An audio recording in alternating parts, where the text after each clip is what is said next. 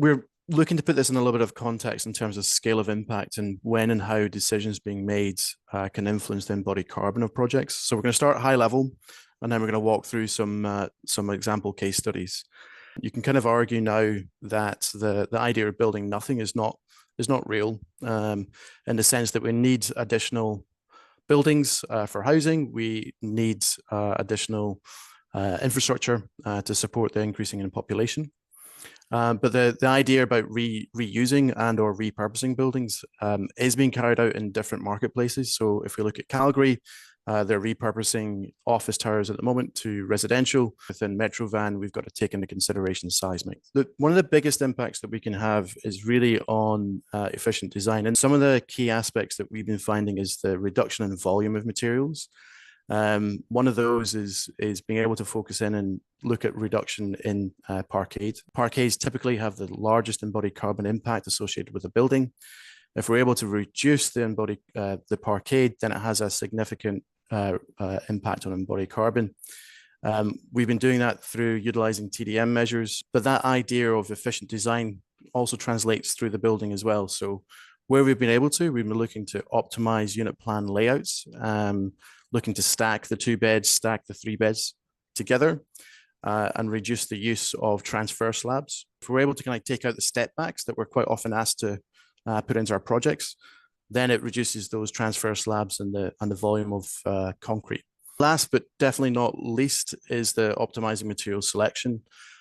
This really, in essence, boils down to the selection of low embodied materials such as low embodied insulation products and or optimizing concrete mix designs. Just wanted to highlight 2 projects that we've been reporting on at ZGF. What we were highlighting is initiatives that are no projected additional costs to the project. So the first example we wanted to highlight, one strategy was a volume reduction, and this was to do with the parquet. So you can see in the baseline, we had 2 levels of parquet. So we were able to move to 1 level of parquet, and that volume reduction is actually the most significant change that could be made on this project. The second move to for volume reduction was optimizing the structure, which involved reducing the slab thicknesses, aligning columns, and avoiding the transfer slabs, and that had an additional reduction of 3%. And then we moved into optimizing material selection. So the GWP from insulation was reduced in this case study by selecting just the CSA approved Canadian sourced materials that already have a low GWP. So we found that the GWP reductions relative to the baseline products could be as much as 80%. The other strategy that we incorporated into this case study was the optimizing the concrete selection, which Iain is going to talk about in more detail. Overall, when we did the whole building LCA, the results that are showing that the project's on track to achieve an overall savings of 22% reduction. Yep, thanks, Amy. Just to reiterate that the savings for Seymour were at no cost. So one of the bits of pushback we typically get is concrete mix designs. It can't be done, it's going to cost too much, it's going to have an impact on schedule. And so what we've been doing is pulling out those components and placing them into performance matrix. Same thinking methodology that we use on all of our projects now is the idea of pulling out the constraints that are coming through from contractors and or structural engineers and understanding what they are from a performance side of things. And specifically on this project, contractor and structural engineer said that low embodied concrete was going to have a negative impact on cost and schedule. And once we navigated through where the real pinch point was, it was on this 3-day stripping strength, which is highlighted here, which is on the slabs. And once we got the performance matrix pulled together, we were able to sit down with the concrete suppliers and navigate through what the impact to the project would be. We've got a column here, which is baseline, which is the BC concrete industry average for each of the mix designs. And then option 1, option 2, and option 3 are what we got through from the concrete supplier. Option 1 at 12% is no additional cost to the project. And then option 2 and option 3 are at a premium. But by going through this process that makes the selection fairly transparent, allows the client to make informed decisions about the value and the cost.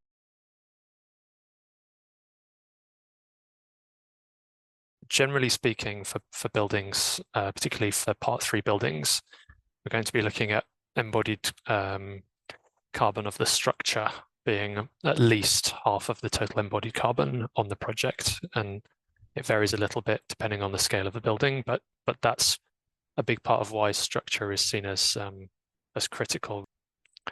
The main message from a structural engineering perspective is to say, as structural engineers, we spend less time focusing on specifying sustainable materials, and rather in designing out embodied carbon by using less stuff. And often the advantage of that is reducing material can quite often save money as well as save carbon. And then to put some numbers to it, there's a good study that was produced by Bureau Happold looking at a mid-rise concrete structure based on a flat slab 9x9 grid that looked at the impact of, well, firstly on the left, reducing the column grid. So they found that for every reduction of 1.5 meters in their column grid, they were saving about 20% in the overall embodied carbon of the structure. Slightly smaller advantages by refining your loading. And then the kind of third big thing is the framing layout. They found that going from a concrete flat slab to a beam and slab structure, it represents a more efficient use of materials. Alternatively, going to post-tension slabs is also a pretty good strategy if you're looking to keep a building height, you're restricted by a building height, or you're trying to keep the same building height. So main message being, it's not just about materials. The structural engineer can help you a lot if you're trying to drill down that embodied carbon. Have those conversations early, and really use the form of the building to help you achieve targets. Specification should come second, but is no less important. So with concrete, a big thing we found that helps developers is to set a total carbon budget on our project and then work with the developer and the suppliers to decide where to put any SCMs that are on your project, rather than dictating as designers to the contractors where they are and having negative effects on a program.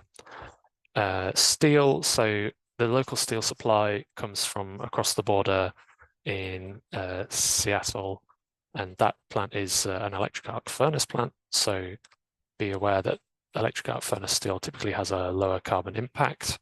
And then finally, when it comes to timber, Vancouver and the Pacific Northwest are really a global leader in mass timber. We have not only the materials here, but also the skills to be able to design with mass timber and erect. And the upcoming BC for 2024 is going to permit up to 18 stories of encapsulated mass timber. So for even a 15% SCM mix, you're looking at about a 20% saving versus a standard GU no SCM mix. I also would just highlight, in terms of materials, that's a study we completed for a project just across the border in the US. And there we were looking at kind of the comparative baseline study, and we're able to demonstrate a 30% saving by going from, in that case, it was a full steel concrete structure down to a hybrid steel and mass timber structure. One of the biggest things we push towards getting the reductions that we want to get in a building project are performance-based specifications and not prescriptive specifications. As a construction manager, as a constructor, we need to buy what's in the specs. We are fairly constrained by that. Yes, we can have alternate conversations, we can do RFIs and all that, but it makes it a lot easier if the specifications are very, very clear about what they want from the beginning.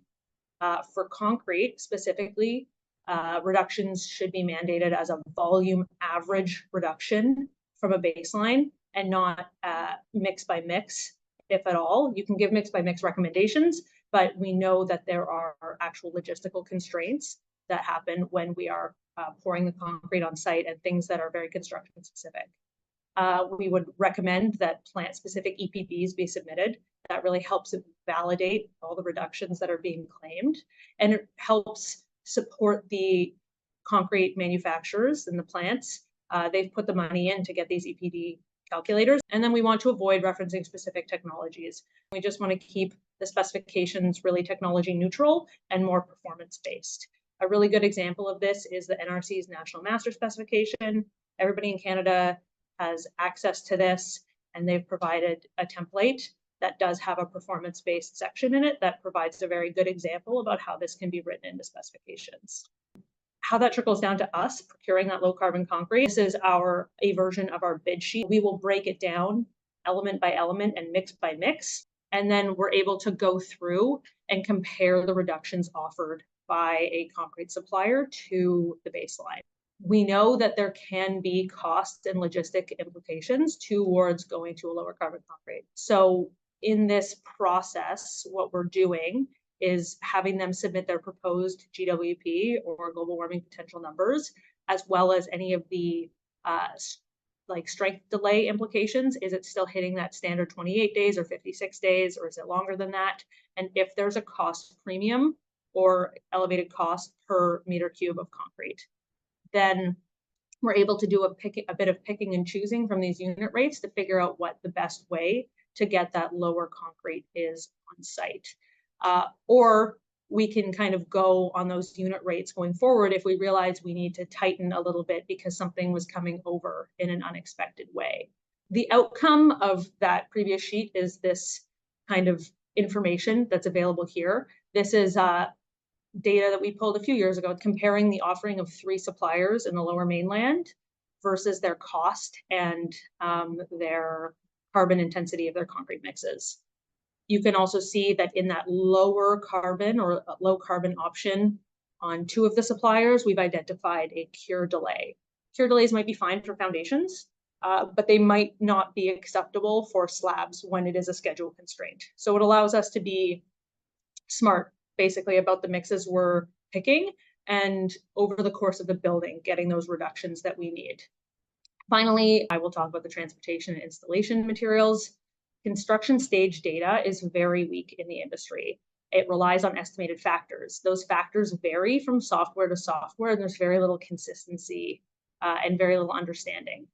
Currently, EllisDon is running pilot projects around the country, including many in the Vancouver area, for tracking those on-site emissions. In order for us to get this data, what we do is we tie it to the monthly billing. It's part of our baseline contracts, though we only kind of activate that on specific projects with the goal to eventually have it active on all projects across the country. Also, some of that data can be streamlined with logistics software, particularly delivery scheduling software. And we are working with those companies to make sure that they have a way to track the carbon emissions associated with the deliveries. And just a little bit of a show about what that tracking looks like. We have kind of template data set up so that we can see the output of this tracking. How does it change from project stage to project stage? And what this does is that it really can help project teams identify carbon hotspots and then put money or effort into the most impactful ways of reducing this carbon.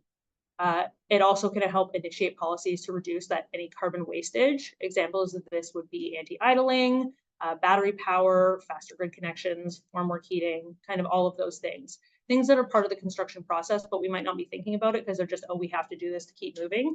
If we're able to take a step back, see, wow, there's a big impact from this decision that I didn't really consider, we might make different decisions in the future.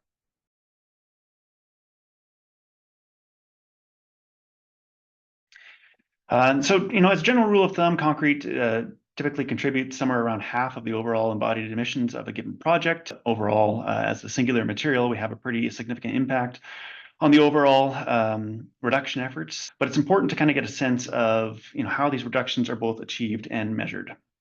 And so the benchmark that the Vancouver Building Bylaw is using for concrete to demonstrate reductions against is the document highlighted here on the screen, which is the Regional Industry Average Environmental Product Declaration for ready-mix concrete.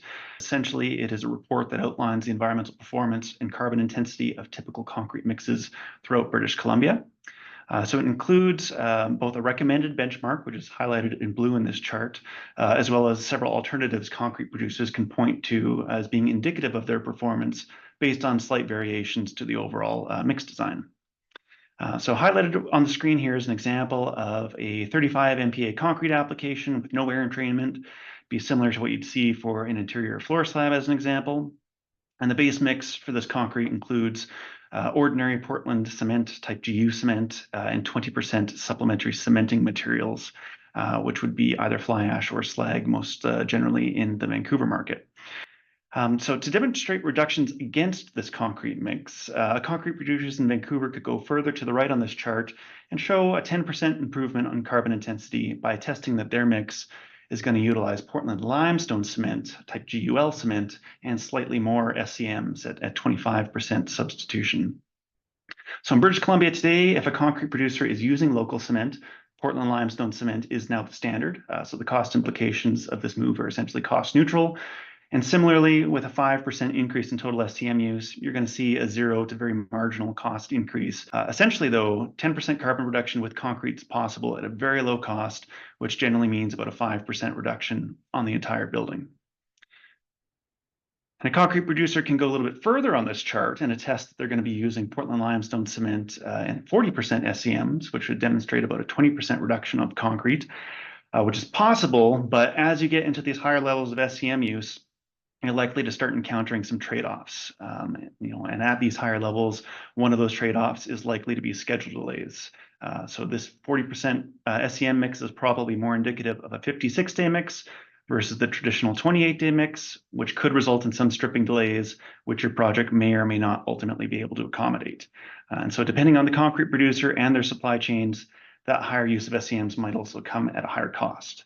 And so while it is possible for concrete producers in Vancouver to demonstrate this 20% reduction, it definitely requires some strategizing between the design team, the general contractor, and the concrete producer to manage the associated trade-offs that would be associated with that concrete. Taking a bit of a step back and looking at where the industry is relative to the rest of Canada, we've come a long way in recent years. British Columbia has demonstrated a very significant reduction in average carbon intensity of concrete when compared to the Canadian-wide industry average report that was generated back in 2017. In fact, British Columbia is among the lowest carbon concrete in Canada as it stands, but some concrete producers are also able to generate what we call product-specific EPDs. And so these concrete producers have invested in the ability to generate these EPDs that are specific to the mixes that they generate, they're able to produce. And this may demonstrate natural improvements against the industry average benchmark in general. So at Heidelberg Materials, all of our plants are able to produce product-specific EPDs, and it supports our branded low-carbon concrete offering, which is known as EvoBuild. Similarly, Lafarge has their EcoPact product. There are a number of producers on Vancouver Island that have invested in this ability to do product-specific EPDs as well. And it really just speaks to the industry's readiness to take on some of these policies that are coming out that are focused on embodied carbon and demonstrating with transparency our ability to perform here. Each supplier is definitely going to have their own capabilities and supply chain considerations. But again, if we work directly with designers and contractors to achieve the targeted level of carbon reductions, we can manage the schedule and cost implications to best suit a given project. And then in the not too distant future, cement and concrete will soon be able to deliver even more substantial carbon reductions across Western Canada. A number of carbon capture, utilization, and storage projects are currently under development across North America, including Heidelberg Materials' Edmonton, Alberta facility, which is currently targeting completion by 2026, ultimately enabling net zero cement production by 2027. And while this product is much more likely to have a substantial cost impact at a product level versus some of the other alternatives we're highlighting here today, it still has the potential to reduce the carbon emissions of a project by up to 50% at a relatively minimal project level cost.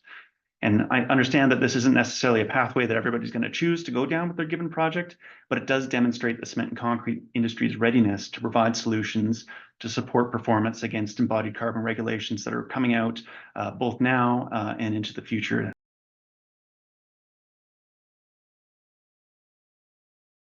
The industry has a concrete zero roadmap.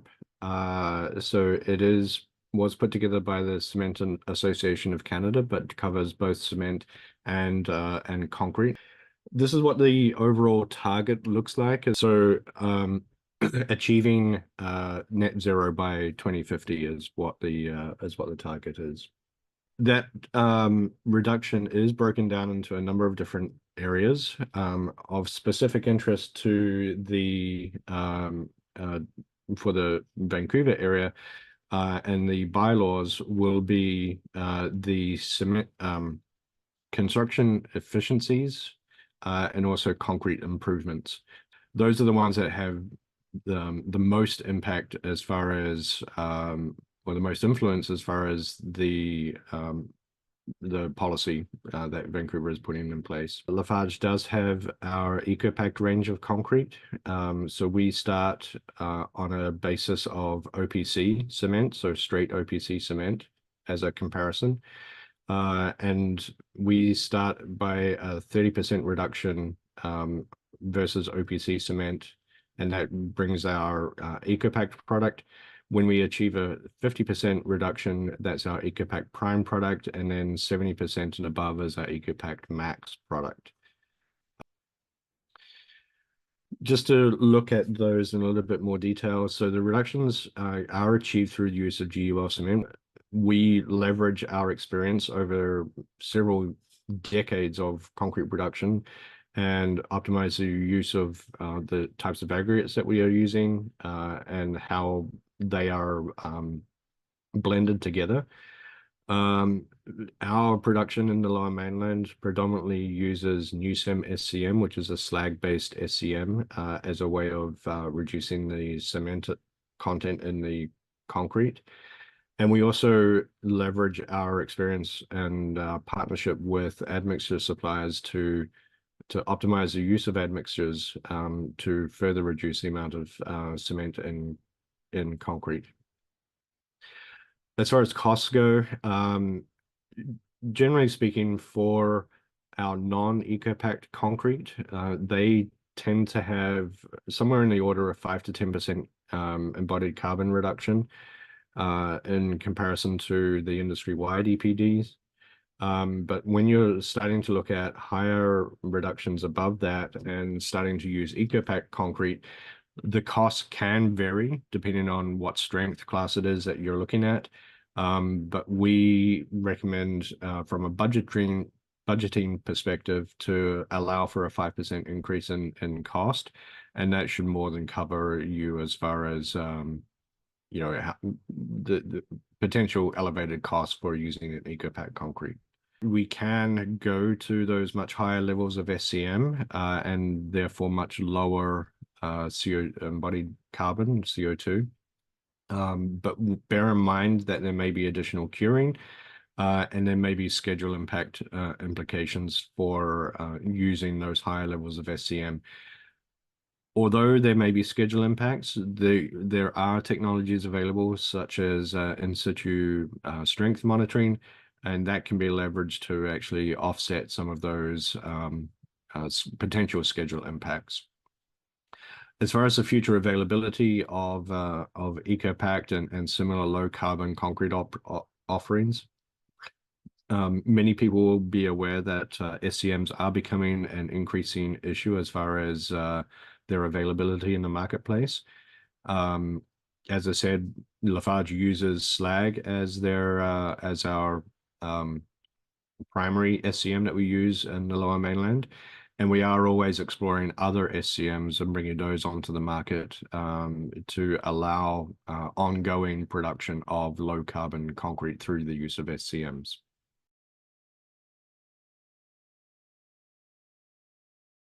Just want to kind of share my experience as a building science consultant. The passive house idea started to push for what you'll notice there's a lot of materials in it.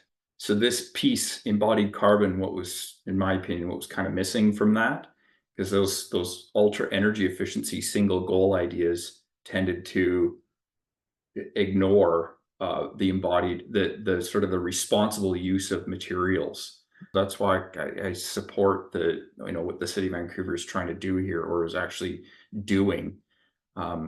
So the goal is kind of to focus on not just operational carbon, but on materials as well.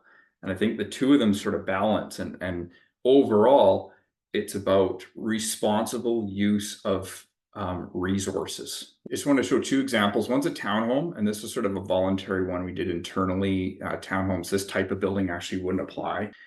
This is a street-side Qualico development. Street-side had agreed to turn a few blocks of the townhome development into step 5 net zero. So we plotted them out together. The step 2 is the yellow, the step 5 is the orange. So we thought if we add them together, we'll get the total, like step 2 obviously has total operational is going to be worse, and step 5 is going to be better. That was the investment we made with this embodied investment. That makes sense. So embodied, of course, is higher on step 5. There's more stuff, but there's the gain. Thing is, when you put them together, you get sort of an interesting result here where there's actually a less global warming potential, less carbon essentially on the step 2 versus the step 5. Now, there's an hour's worth of disclaimers about this, so I don't need, we've thought about them all. This is how you calculate it, and this is the result you'd get if you follow the rules.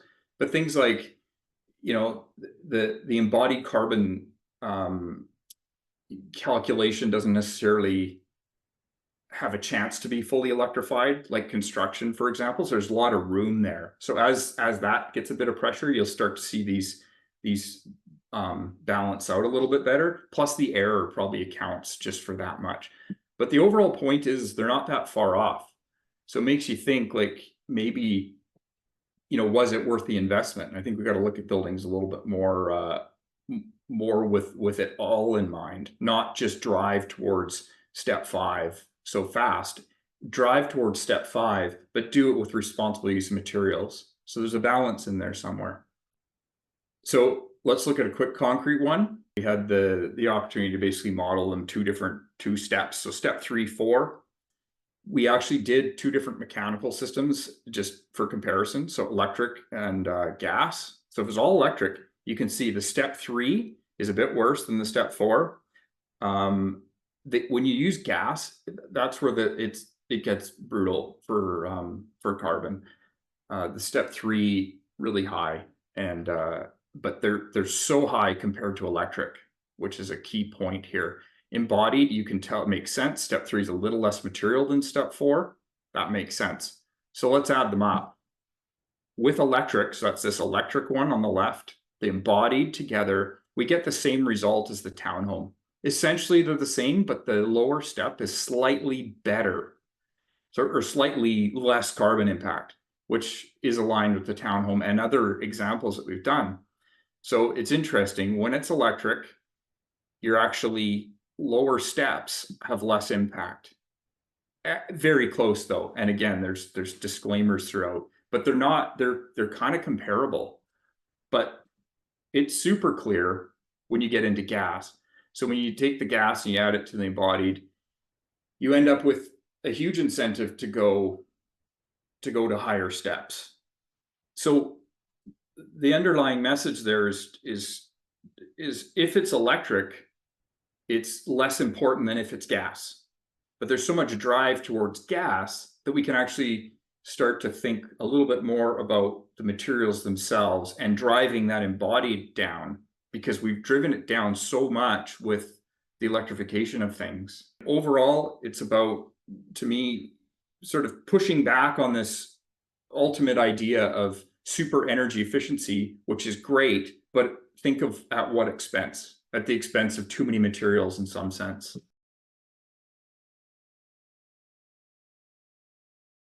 We are a local property management and real estate development firm. And I want to share a few lessons learned that we've had, and quite frankly, a few unanticipated successes we had with our first project that's currently under construction. Our baseline, which means just where the building sat before any measures to try to mitigate embodied carbon, was about 350 kilograms CO2 per meter squared. So the first thing is everybody's mentioned structure, concrete.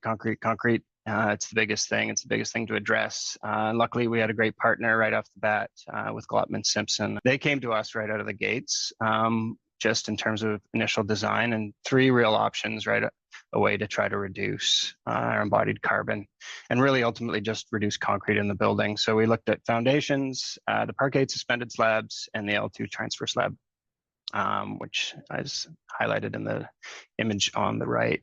The first one, we looked at reductions here, again, partly through mix, but partly just design. This is a trade-off between essentially rebar and concrete volumes, but again, just trying to drive down the use of the concrete.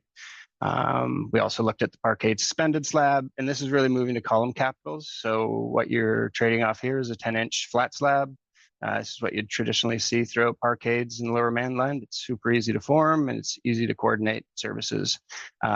Whereas on the right, you have 6x6 column capitals, and you can reduce that 10-inch slab down to about an 8-inch slab.